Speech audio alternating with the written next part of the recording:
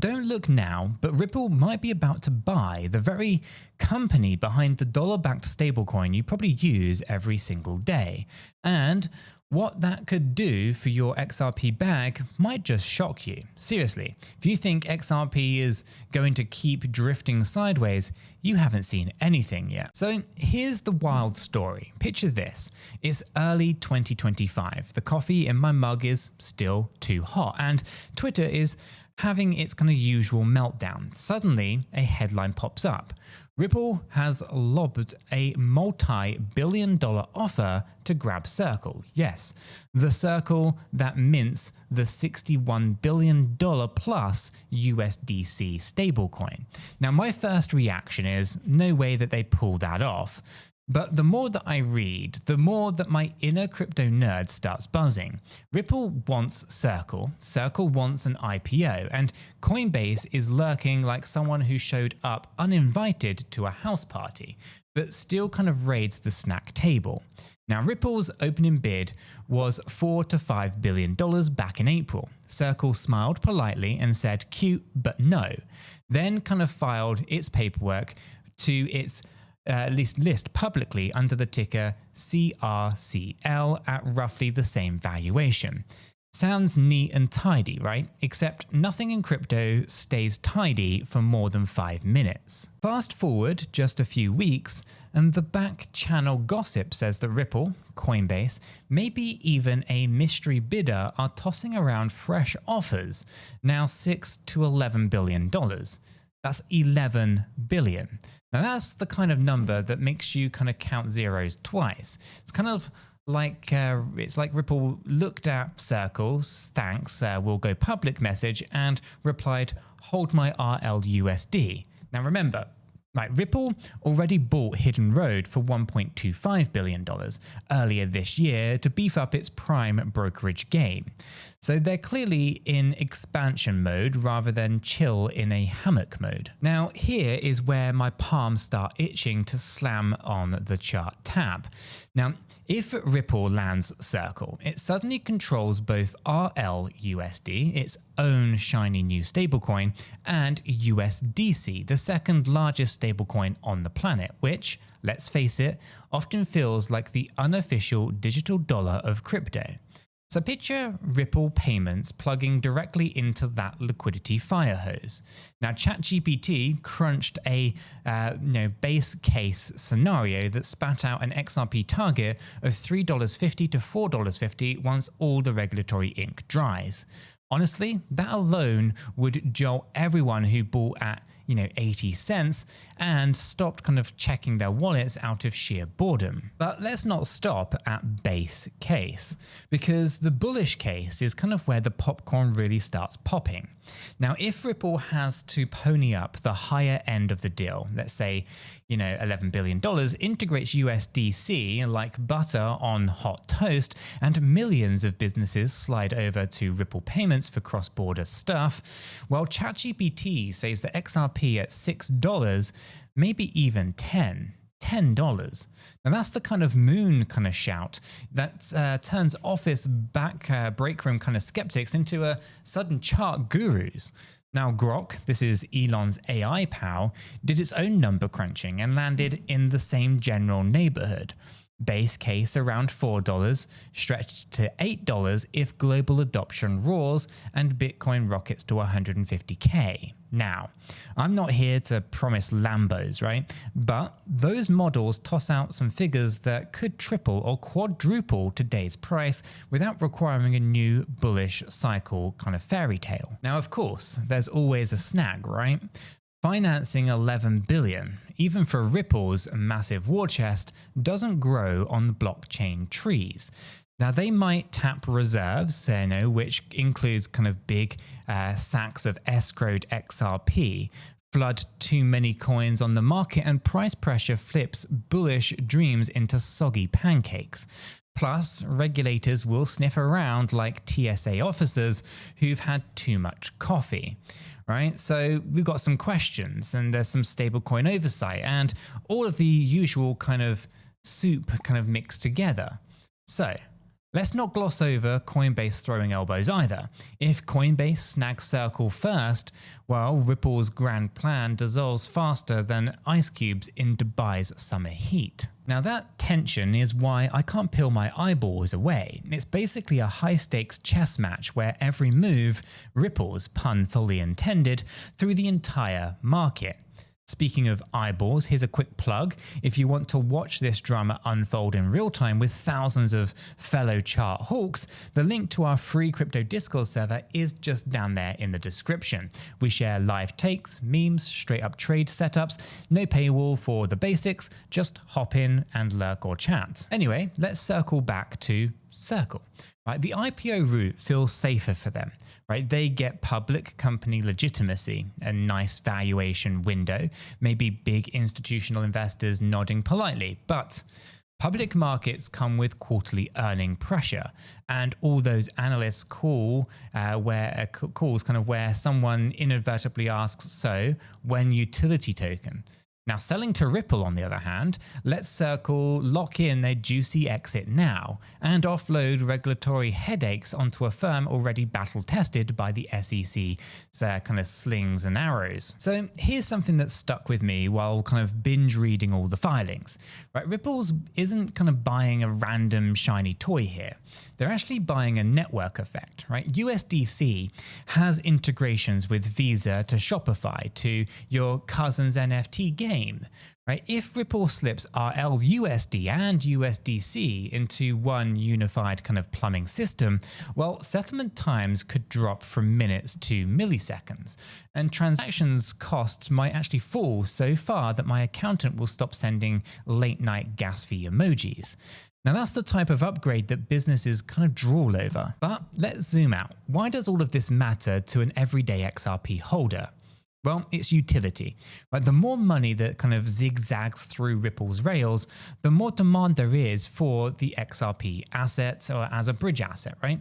Now, assuming that they actually keep positioning it that way, of course, because RLUSD or USDC could actually take away some of that utility from XRP. But let's assume that they keep it that way and the XRP is the bridge asset. Liquidity kind of begets utility, and utility begets adoption. Adoption begets price appreciation. Now, unless, of course, extra supply gets dumped to kind of pay for acquisitions, well, that's kind of going to be the balancing act then, right? Investors kind of pray, integration happens smoother than a kind of Swiss watch. Cynics predict regulatory speed bumps and tech compatibility headaches, maybe, but even competing blockchains kind of luring partners away with sweet staking yields are all potential roadblocks. And I can't ignore the macro backdrop either. Right, Bitcoin's flirting with $110,000 at the point of recording. Ethereum is eyeing up that kind of six-figure layer 2 narrative, and stablecoins are the quiet kind of juggernauts underpinning all of it. So if we can get a kind of macro tailwind, lower rates, clearer US rules, Ripple might just sprint through this acquisition tape with confetti cannons. If the Fed fumbles, the SEC decides that every stablecoin is a secret security, or Coinbase outbids with stock and a handshake from maybe Brian Armstrong, well, plans will have to change. Flexibility here is going to be key. And so a solid exchange to kind of swap positions quickly, and that's going to be pretty vital. That's why, yes, shameless reminder, to check out Blowfin via the link that's in the description down below. They've got a slick UI, crazy low fees, and that new user bonuses that actually kind of make you feel like you're getting paid to trade. Seriously, test drive it with a small order and you'll see what I mean. Okay, so let me share a quick anecdote then. Right? Last time that I saw a headline about a giant acquisition, it was Binance trying to rescue FTX back in 2022. Now, we all know how that ended, right? The market went from maybe they'll save them to oops, black hole in 24 hours. The lesson? Never trust a done deal until the dotted lines are inked, notarized, and probably laser engraved into the blockchain. Right? Ripple buying Circle is bigger, slower, and frankly more strategic. But uncertainty hangs around like that one friend who never leaves after a game night. Prices will yo-yo on every single rumor. And here is the kicker. Even if the deal stalls, just the narrative might actually reignite interest in XRP. Traders are narrative-hungry creatures after all. Tell them the XRP plus USDC and watch speculative volumes spike like espresso shots at a hackathon. Now, I'm already seeing Twitter threads circulating imaginary market caps. Some are calling $15 per coin, others scream 50. Now, I love optimism, but let's keep kind of sneakers on the ground here. $10 feels like an Everest summit. 3 to 4s is respectable altitude, right? Current price is still the base camp, mess tent, if you will.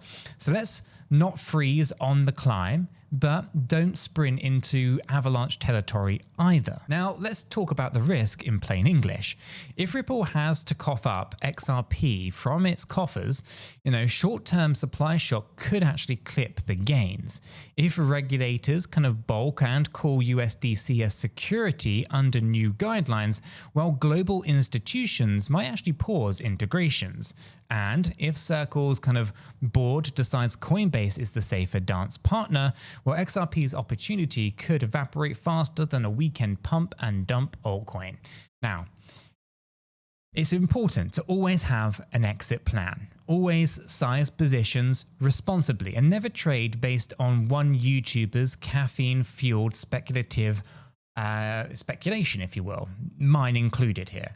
Right? I'm just sharing my notes and not writing a holy scripture. With all of that said though, imagine the upside if everything does indeed line up. Purchase closes near $8 billion. Ripple integrates USDC into Ripple payments by Q4. Merchants from Africa to Asia switch from clunky Swift wires to near instant settlement. And XRP actually demonstrates utility millions of times a day. At that point, liquidity begets liquidity in a glorious feedback loop.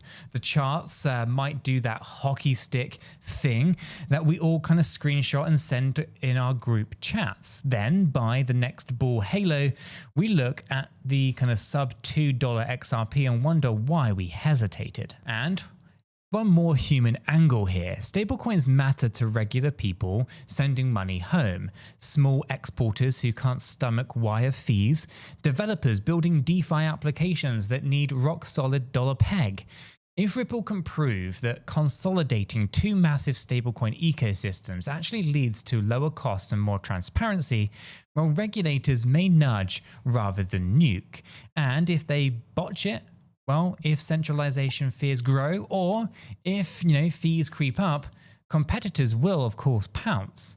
Markets hate monopolies less than they hate inefficiency. So keep an eye on what happens to fee structures post-acquisition. That's your canary. So where do I stand personally? Well, I'm cautiously optimistic, right? I hold some XRP, full disclosure, and I've stacked a little more since rumors kind of escalated. But I'm also ready to kind of trim if supply overhang gets gnarly. Now, I'm watching escrow releases, I'm watching whale wallet movements, and every tiny leak from Circle's investor calls. Now, my screens are basically a Christmas tree of alerts, and every time one lights up, you know where I drop the analysis first. That's right, our free crypto Discord server. Come and hang out with us, I should say. We've got the chartists for breakfast, and we've got macro nerds for desserts. All right then, let's wrap up this roller coaster of a ride. Ripple buying Circle isn't just a line item in a corporate ledger. It's potentially the biggest stablecoin shuffle that we've ever seen. It could propel XRP to prices that were meme material just last year. Or it could stall in boardroom purgatory and remind us why due diligence exists. Either way, the move signals one loud thing clear. The fight for digital dollar dominance is on, and Ripple, at least I should say the Ripple effect, pun count now at 2, will actually shape everything from remittances to DeFi liquidity pools.